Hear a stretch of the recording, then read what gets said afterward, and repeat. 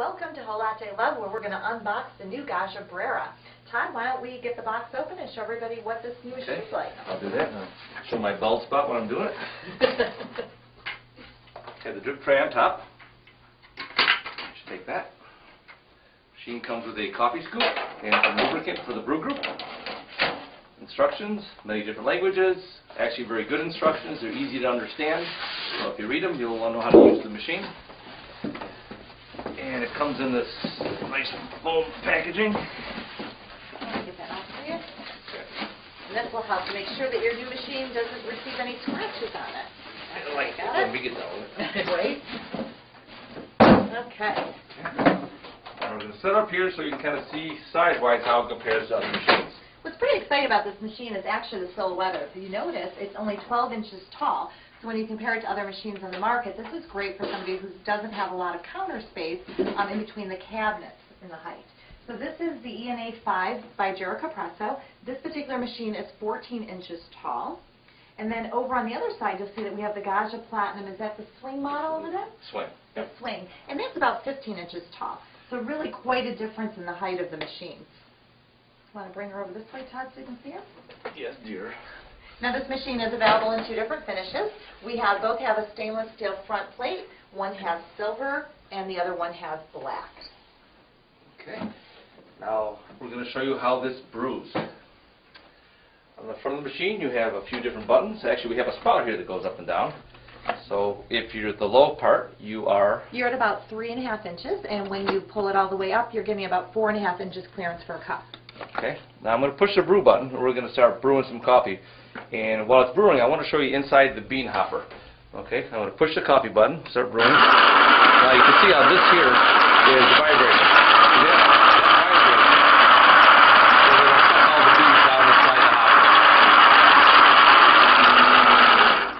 That way, if you have oily beans, the machine will work just fine.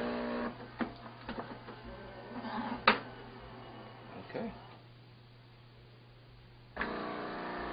First, it's doing a pre-brewing. Pump goes on for a second. First, wets the coffee. Then it goes into full brew mode. That's a nice crema. I have this programmed to brew about an ounce of espresso. And how do you typically brew that button? How do you program that button, Todd? Programming is very easy. Okay. Is this for you or? It's for you. You can have it this time. Sweet. Good. Nice. Okay. We have a brew button over here, and that is for a small cup. Another one for a large cup. If you want to do a double shot, you push that twice, and it'll do 2 complete cycles. Over here is your main power button. This is the machine on and off. And over here, that button controls the strength of the coffee. You notice these 3 beans here. Okay? And what those do scoop. is it changes the grams of coffee per shot. So you can go anywhere from 7 to 10.5 grams for each shot of coffee. Exactly. So 1, 2, or 3. Mild, medium, and strong. Then you have that one as a scoop button. And that's for if you want to use what they call the bypass doser, which is located on top of the machine. And that's right over here. And with that, you just take a scoop of ground coffee, dump it in there, and it bypasses the grinder and goes right in the brew group. And what's that nice about it is if you're entertaining, say you've got a whole bunch of beans in the back of your hopper and somebody says, I want a decaf coffee, you can use your pre-ground feature then to make them their own cup. Yep. Now, on top of your bean hopper here, you have a lid, nice soft rubber piece here. Keeps the beans nice and fresh, so it doesn't let the air in there. You have a grind setting over here. You have 1, 2, 3, 4, 5 grind settings on that one. And really easy to change. Basically, when the machine is going, you can just change the style here. Exactly. You always want to change the grind setting while the grinder's actually operating. And here's again is your bypass doser. Let's make a cappuccino. Sounds good to me. You grab us the milk, please. Sure. And just about halfway up. Sure. There we go. Looks good. Okay, first thing you want to do is purge any water out of the wand. There's always going to be some condensation in there with all the machines. So you push this lever here, or I guess we'll call it a knob, Basically a knob. to the steamed position. The other way is the hot water position in case you want to get hot water out of the machine. And And we'll put that in there. Okay, and start frothing. No special technique needed. Just make sure you always put the tip well underneath the surface of the milk. And while it's frothing, I'll show you this little hole right there. It sucks the air in for the milk to create the froth. And I'm going to put it in the handy dandy thermometer. You can see how she heats up.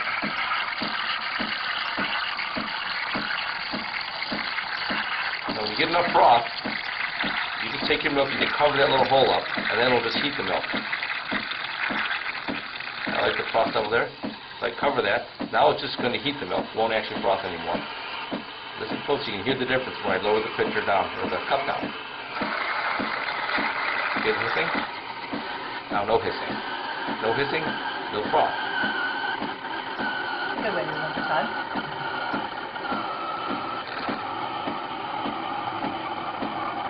I don't like to go over 160. You start to lose the texture of the milk.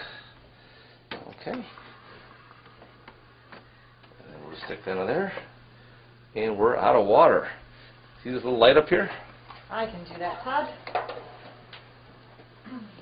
So we'll just fill the reservoir up after brewing 4,000 cups. And one of the things I like about the water reservoir is that it's easily accessible from the front of the machine. This will actually hold 41 ounces of water and has a spot to put a water filter in.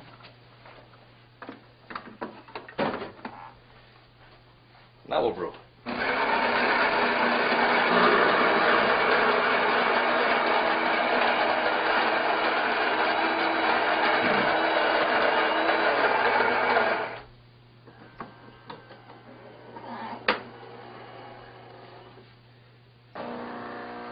Then you hear the pre-brew for a second.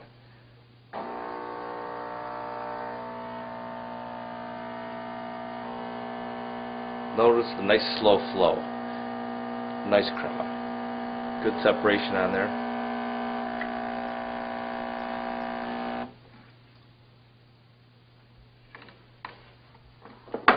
Yeah, look at that.